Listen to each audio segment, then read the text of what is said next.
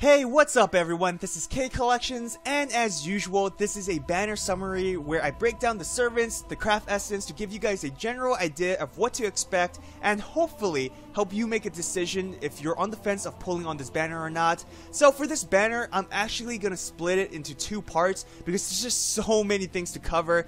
So the first part will briefly break down the new 5-star limited servant Amakusa Shirou from the ruler class, of course, right? He's the second ruler class we will receive aside from Joan of Arc, and along with that, all the new craft essences. The second part will be a separate video, and I'll break down Astolfo and Kid Gil, so look forward to that. Also, here's the servant raid updates in case you're after Vlad, Tesla, or Waver. So let's get started.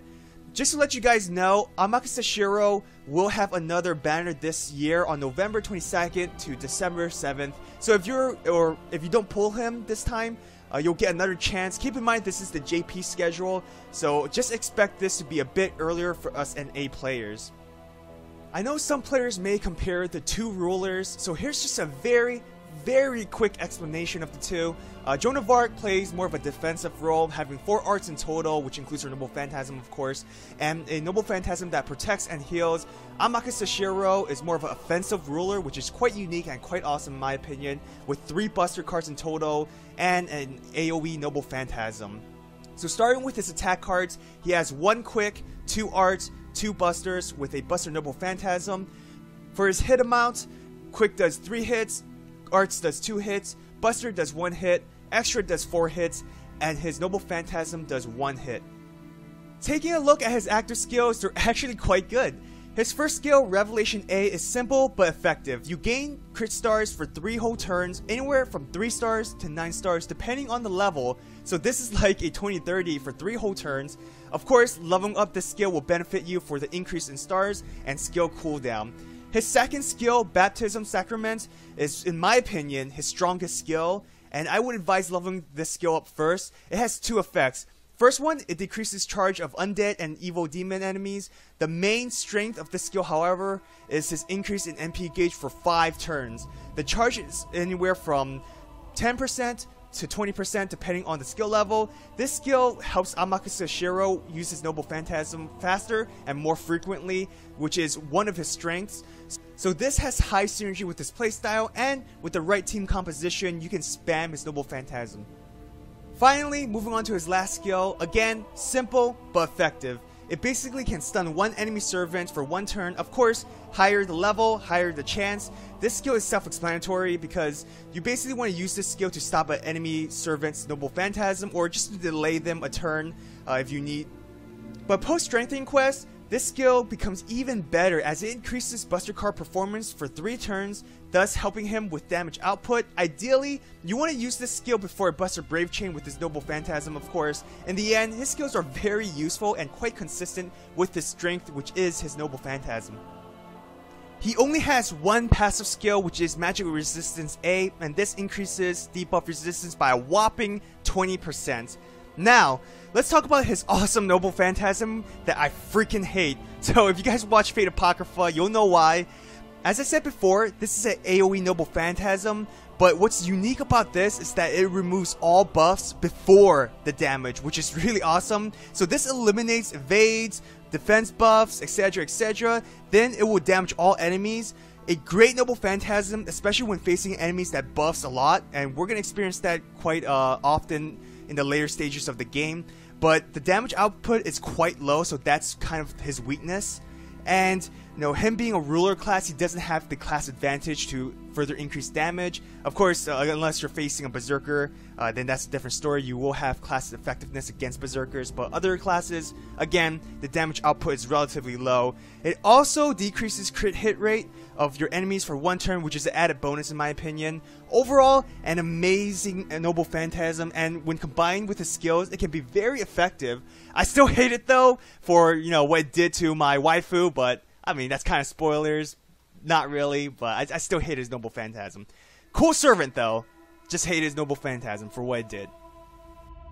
Now for the new craft essence for this banner, Chaldea Gurus and GNA Reviews actually did a phenomenal job breaking these down. So what I'm going to do is I'm just going to briefly go over them. So the new 5-star CE, Kiss Your Hand, increases Arts, Buster, and Quick performances by 10%, 12% if you max limit break it. Great all-rounder CE. You want to equip this with a servant that has a balanced playstyle, as this will further improve on that strength. The second 5-star CE, Teacher and I, will give your servant 50% gauge already filled, and crit star absorption will increase 300%. Max limit break this, it'll then give you 60% MP gauge and 400% increase in star absorption. This is an excellent CE. I honestly would recommend this when you choose your free craft essence. The best servant to have this would be Karna, as one of his weaknesses is his star absorption. This will help him a lot, especially when he has one skill that increases crit damage and star generation. He also can fill his MP gauge by 25% with his other skill, meaning, at minimum, Karna can start off with 75% MP gauge already filled. So this craft essence really helps Karna. If you already have Karna, I would suggest choosing this CE as your selection when this event comes out. Moving on to the new 4-star craft essence, starting with Versus. This increases damage against divine enemies by 80% and increases defense against them by 40%. This will only last 3 turns, which is my main problem with this craft essence. If you max limit break this, it will then give you 100% damage increase and 50% increase in defense against divine enemies. Very situational. That's the main problem, right? It's very situational, and after 3 turns, honestly, it becomes useless, aside from the typical stat increase every CE gives. For Beast Under the Moon, this increases both NP generation and star generation by 12% and heals 200 HP per turn. Max limit break this, 15% increase for both NP and crit generation, and heals 300 HP per turn. A very good CE, ideally meant for servants with a combination of good crit generation and NP attacks, as this CE can help them spam their Noble Phantasm a bit more. So Jack the Ripper comes to mind, right? She's a great servant with this CE, as this will further excel her strengths. For the next craft essence, Glassful Sweet Time, the servant who has this equipped will have damage plus of 400 and a minus 200 damage received. Their attacks also cannot be evaded. If you max limit break this, damage plus will be 600 and damage taken will be minus 300.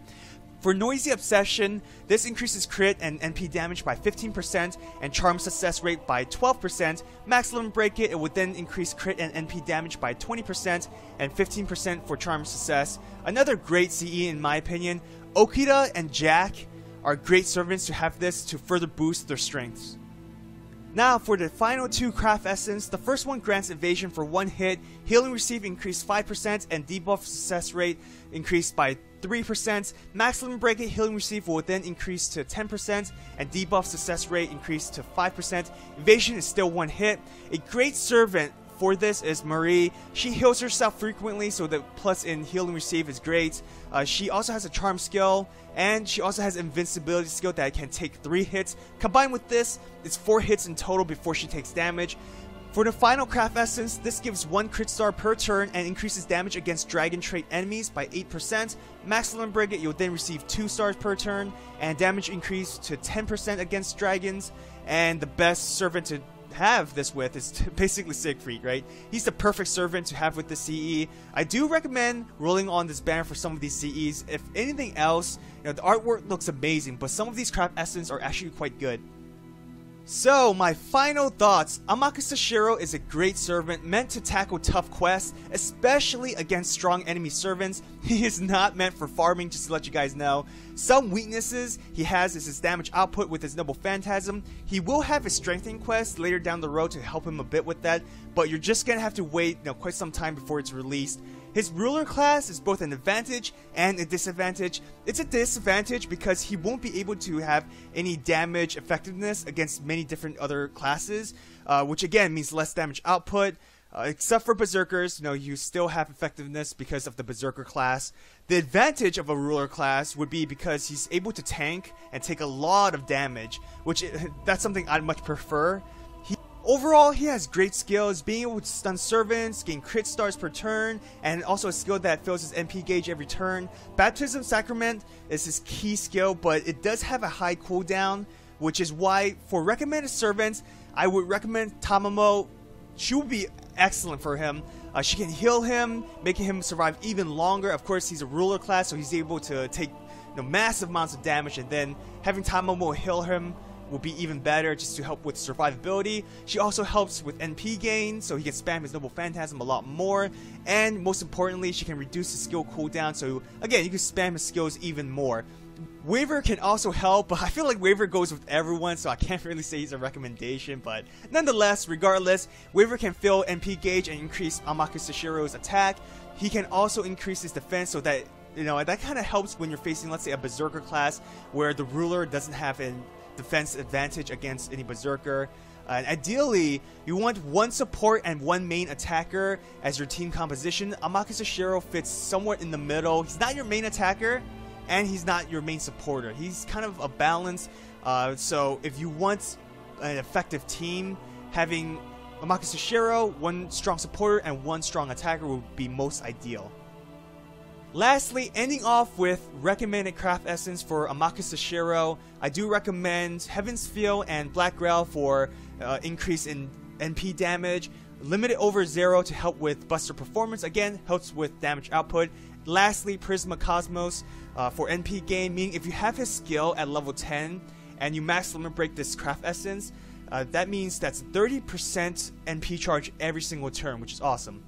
And lastly, I'd say Amakusa Shirou is definitely worth it, especially if you don't have a ruler. Even if you already have Joan of Arc, I'd still say pull for him because they're both, again, different playstyle. Joan of Arc, defensive, right? Amakusa Shirou, more of an offensive playstyle. So overall, I definitely recommend pulling on this banner. So hope you guys enjoyed this video. If you did, hit the like button and subscribe to my channel if you haven't. Like I said, I will be making a part 2 where I break down Astolfo and Kid Gil. Also, follow me on Twitter. I'm honestly trying to use that a bit more. I'm trying to post or tweet daily just for more engagement. I'm kind of failing at that right now, but nonetheless, if you haven't, follow me on Twitter if you want to even communicate with me. Another thing, me and Shotgun Shogun will be having a challenge match for this banner. We're still communicating on the details, but most likely I'm going to ask if he can live stream, simply because I'm just going to do a single 10-shot and that's it. So if you haven't already, subscribe to Shotgun Shogun because you'll get that notification of when the stream will happen. And besides, he makes amazing FGO videos. His insane 24 hours live stream are always fun to watch, right? As always, good luck on your polls and have a wonderful day, everyone. Till next time.